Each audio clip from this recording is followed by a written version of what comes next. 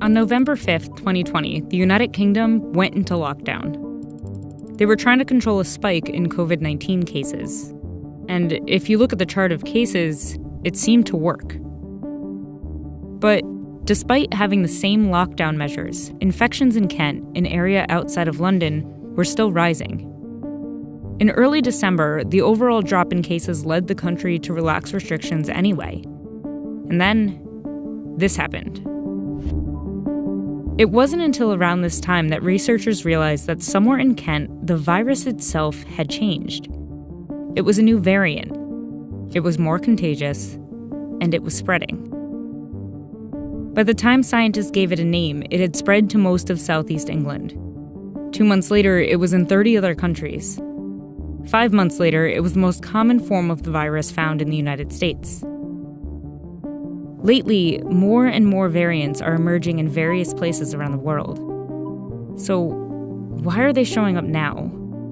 And what does this mean for the pandemic? Viruses are very simple. They're basically just the shell of proteins surrounding some genetic material, either DNA or RNA. That genetic material is made up of molecules that can be represented as a series of letters, like this. Each part of this code contains instructions for how to make one specific protein that allows the virus to function. A virus has one goal: to make more of itself. But because it's so simple, it can't do that on its own. So it uses you. Every time a virus infects a person, it uses their cells to make copies of itself, replicating this complex code again and again and again. But eventually, it makes a mistake. Sometimes it deletes or adds a letter, sometimes it flips them around. That mistake is called a mutation, and it slightly changes the instructions for making the virus. That slightly altered virus is a variant. Since viruses are constantly going through this copying process, it's normal for them to change over time. For example, this chart shows some of the mutations the SARS-CoV-2 virus has made since December of 2019. Most of the time, these mutations are harmless, or even make the virus weaker, and they quietly disappear without making any notable difference.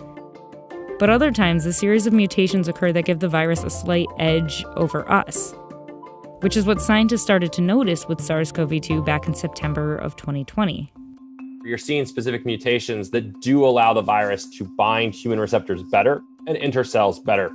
Coronaviruses are covered in spike proteins that they use to bind with and infect human cells. The thing is, that binding isn't a perfect fit, so it doesn't always get past the cell's defenses. But the B.1.1.7 variant, which scientists later renamed the Alpha variant, has multiple mutations on the spike protein. Mutations that make it easier for the virus to bind with cells, which can help make the virus more transmissible, which led it to become a dominant strain in many places around the world.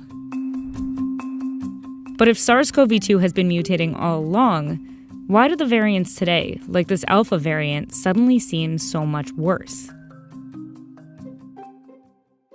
It's important to remember that a virus doesn't make active decisions. It's not as if it creates a strategy within your cells. Mutations are random errors. But the longer a virus is around and the more people it infects, the more it will change. And the more those changes accumulate, the more chances the virus has to evolve into something more dangerous. These 4 variants, considered variants of concern by the World Health Organization, all have mutations on the spike protein. Delta, the most recent addition to this list, has been referred to as a double mutant, because while it has many different mutations, it has 2 significant ones we've seen before. This mutation seems to make the virus more transmissible. And a version of this one, found in 2 other variants, makes it easier for the virus to reinfect people who have already had COVID-19. Meaning these 2 mutations may have evolved to dodge our natural immune response. Fortunately, the immune response we get from vaccines is much stronger than our body's natural immune response.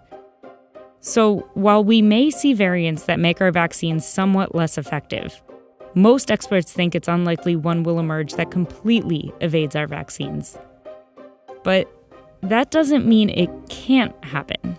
If you give the virus enough time and replicative cycles, it will sample a very large evolutionary space and find a solution to the problem we've presented it, which is vaccination and widespread immunity.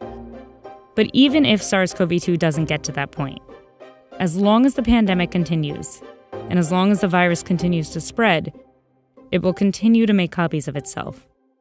So, if we want to stop the variants, we need to stop the virus. The virus has evolved, but it hasn't morphed into something unrecognizable. The vaccines we have still protect against all the variants. The trouble is, we aren't getting those vaccines around the world fast enough, which is only giving the virus more time to change and ravage areas of the world that are still waiting. The rise of variants is a reminder that the pandemic isn't over, even if it feels like it is to some of us. We need to stop this because we don't want a variant that affects immunity. And so that involves stopping replication everywhere.